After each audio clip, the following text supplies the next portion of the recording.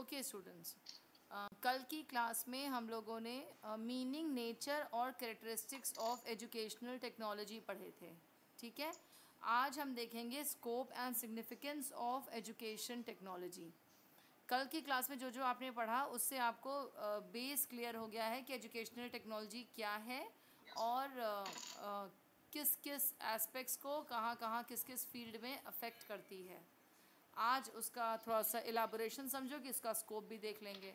ठीक है, स्कोप जानने के पहले ये भी देखो, ये जान लो कि कोई भी अगर हम किसी चीज़ के बारे में पढ़ते हैं, कोई भी कॉन्सेप्ट पढ़ रहे होते हैं, तो उसका स्कोप उन सभी फील्ड में होता है जहाँ पे वो एस्पेक्ट रिलेटेड होता है। एजुकेशनल टेक्नोलॉजी की वजह से बहुत सारी और भी टीचिंग लर्निंग प्रोसेस को इम्प्रूव करने के लिए एजुकेशनल टेक्नोलॉजी के ही ब्रांचेस हो गई हैं।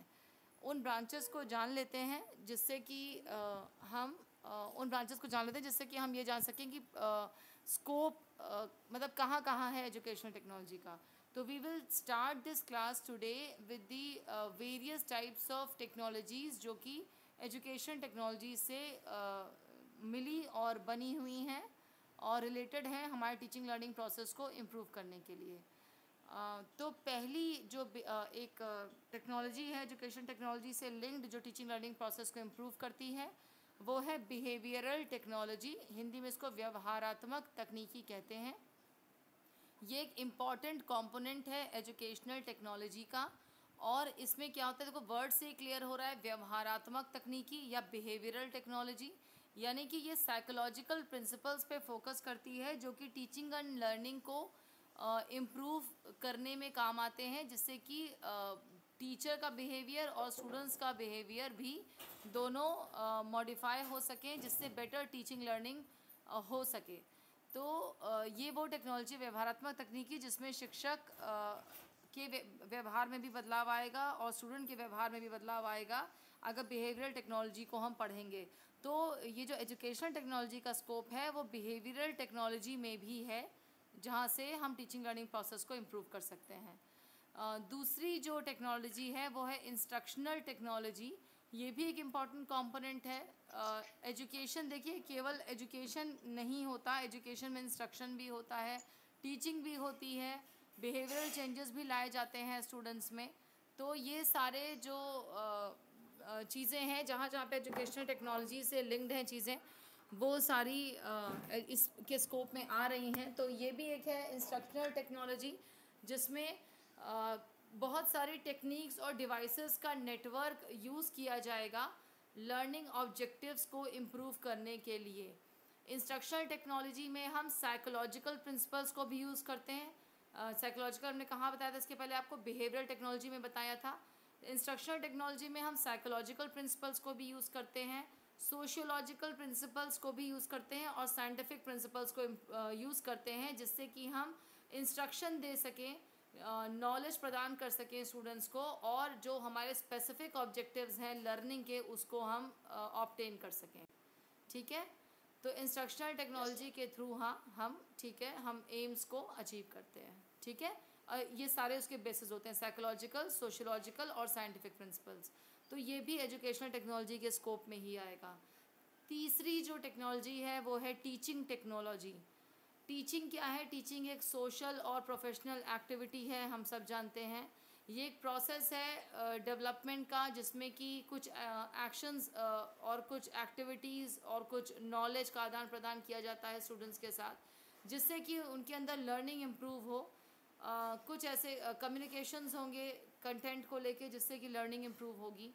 तो टीचिंग टेक्नोलॉजी में क्या होता है कि फ़िलासफ़िकल, सोशियोलॉजिकल और साइंटिफिक प्रिंसिपल्स या साइंटिफिक नॉलेज को हम टीचिंग में अप्लाई करते हैं, जिससे कि टीचिंग इम्प्रूव हो सके और लर्निंग इम्प्रूव हो सके फाइनली। तो टीचिंग टेक्नोलॉजी में भी एजुकेशनल टेक्नोलॉजी का बहुत स्कोप है।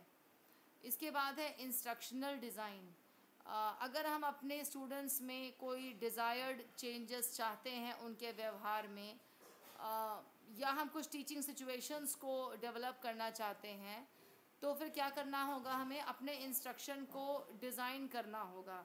अगर जिस तरह की सिचुएशंस जनरेट करना चाह रहे हैं स्टूडेंट्स के सामने, जिस तरह की लर्निंग एनहांस करना चाह रहे हैं, वो प्रैक्टिकल लर्निंग होनी है या वो हाइपोथेटिकल कुछ क्वेश्चंस होने हैं या वो थ्योरेटिकल बेस को स्ट्रॉन्ग करना है, या हमें बच्चों को लैब में ले जाना है या फील्ड में ले जाना है या लेक्चर मेथड से पढ़ाना है, ये सारी चीज़ें इंस्ट्रक्शनल डिज़ाइन में आएंगी। और इंस्ट्रक्शनल डिज़ाइन के थ्रू फिर जब हम इन अप्रोचेस को यूज़ करेंगे तो जो वर्क का हमें कल्चर मिलेगा अपने स्टूडेंट्स के साथ, उससे डेफिनेटली इम्प्रूव होगा हमारा पढ़ाने का तरीका। और ये सारी चीज़ें जब हम मिला के, जैसे अप्रोच की बात करें या सिचुएशंस को जनरेट करने की बात करें या टूल्स की बात करें, तो ये जो टूल्स जिनके थ्रू हम लर्निंग को एनहांस कर रहे हैं, तो ये सारी चीज़ें, ये सारी बातें हमारी इंस्ट्रक्शनल डिज़ाइन में आएंगी। तो ये भी एक बहुत इम्पॉर्टेंट अप्रोच है, एजुकेशनल टेक्नोलॉजी की एक बहुत इम्पॉर्टेंट स्कोप है इंस्ट्रक्शनल मतलब एजुकेशन टेक्नोलॉजी का, जो कि इंस्ट्रक्शनल डिज़ाइन में यूज़ होता है। और आप भी, क्योंकि आप 4th सेमेस्टर में हो, तो आप सब भी जानते हो किस तरह से आपने इंस्ट्रक्शंस को डिज़ाइन किया था जब आपने लेसन प्लानिंग की थी 1st सेमेस्टर में। तो वही सारी चीज़ें यहाँ पर हैं कि इंस्ट्रक्शन को किस तरह से इफ़ेक्टिवली डिज़ाइन करना है जिससे इफ़ेक्टिव लर्निंग हो सके। इसके बाद है एक फील्ड है ट्रेनिंग साइकोलॉजी की। ये भी एक इम्पॉर्टेंट मेथड है टीचिंग लर्निंग का, training psychology.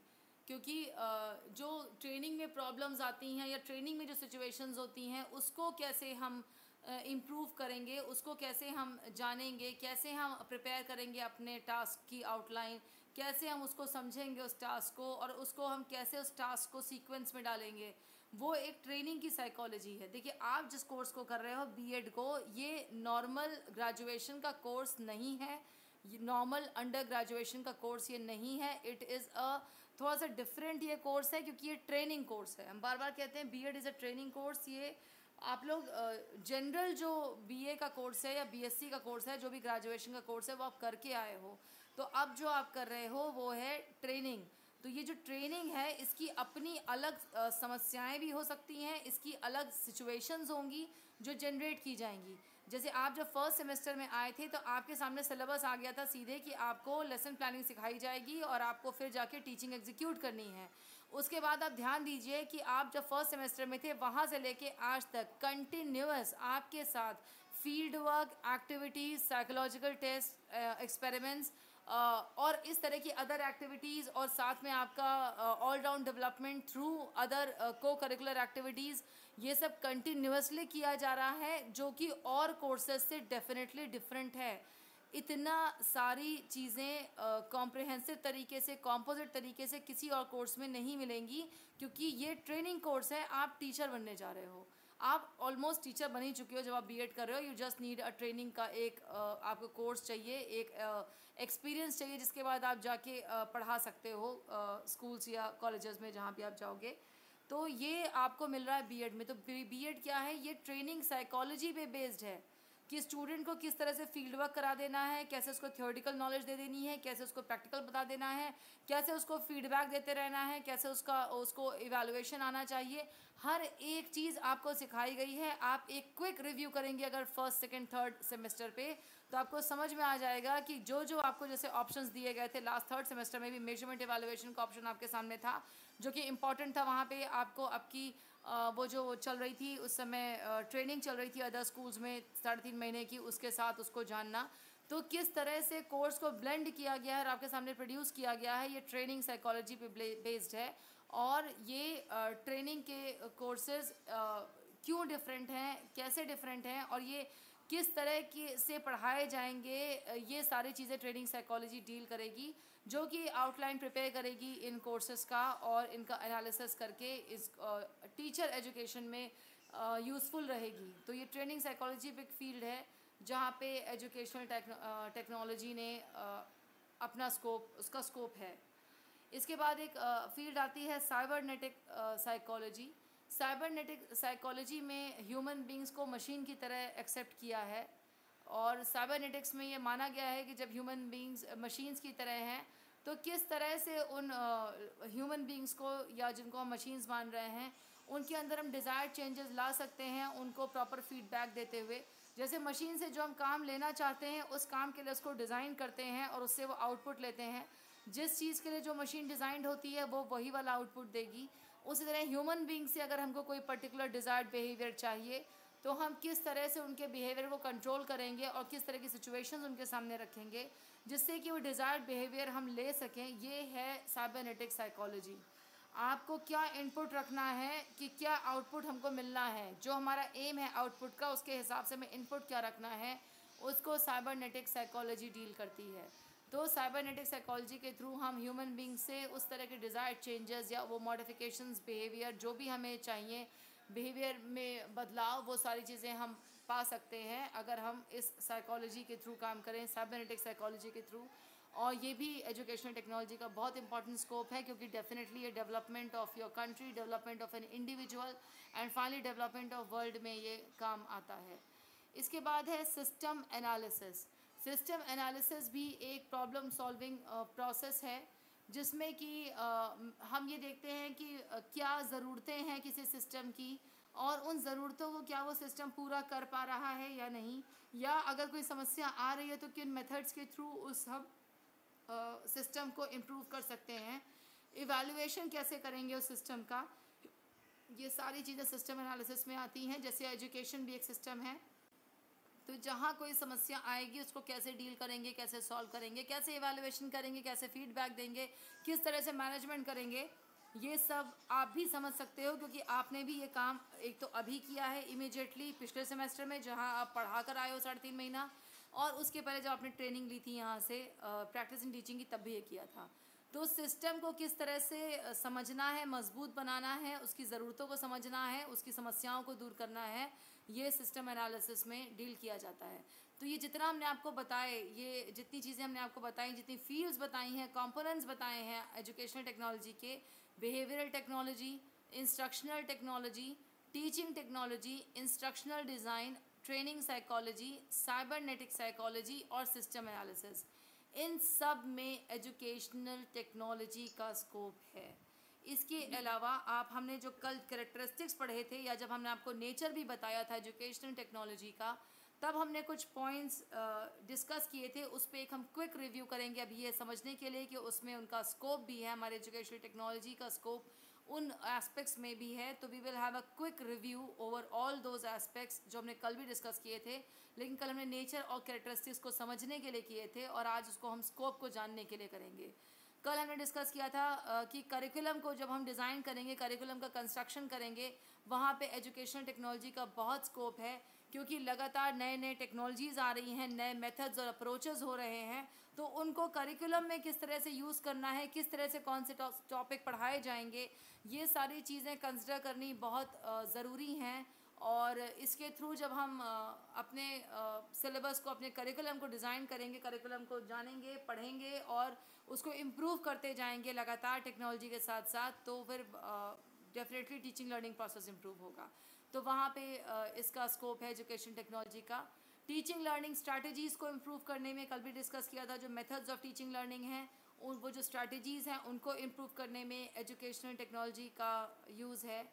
Audio visual materials को डिज़ाइन करने में भी बहुत यूज़ है, किस तरह से क्रिएटिवली हमको टेक्नोलॉजी को यूज़ करते हुए ऑडियो विजुअल एड्स को यूज़ करना होगा, ऑडियो विजुअल एड्स को डिज़ाइन करना होगा, वो बहुत इम्पॉर्टेंट है इसमें एजुकेशनल टेक्नोलॉजी के स्कोप में।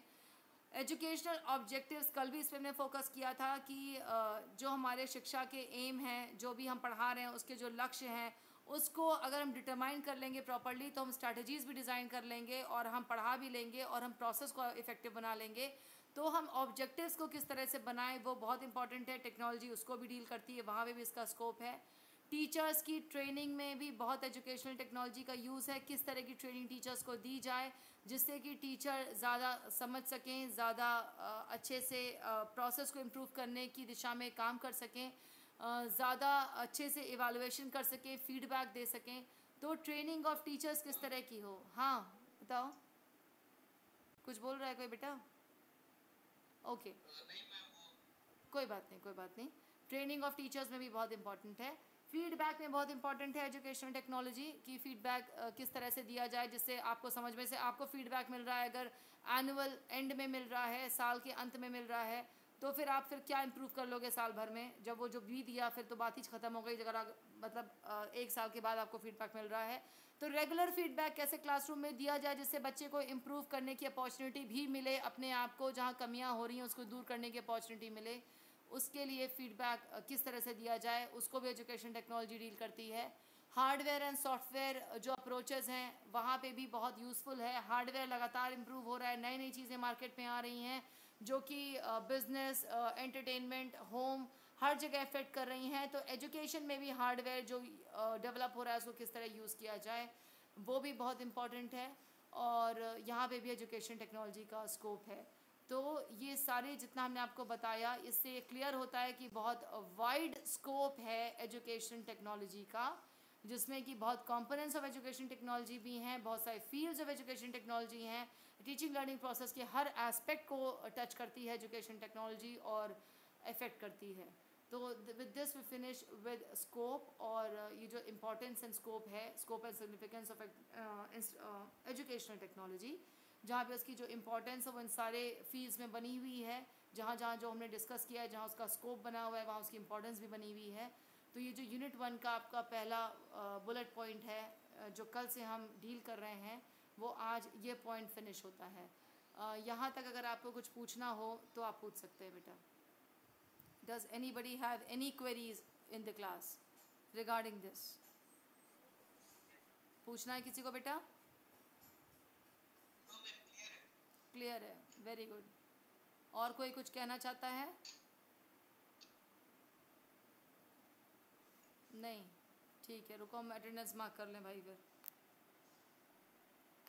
Okay, I have taken your attendance and ठीक है। अगर तुम्हें कोई भी क्वेरीज हो आज की क्लास को लेके तो कल भी जब पढ़ोगे, अगर कहीं और से पढ़ोगे, बुक से पढ़ोगे या नेट से पढ़ोगे, वेबसाइट से पढ़ोगे रिलायबल, तो फिर आप फिर पूछ भी सकते हो। Tomorrow also you can ask, ठीक है? ओके।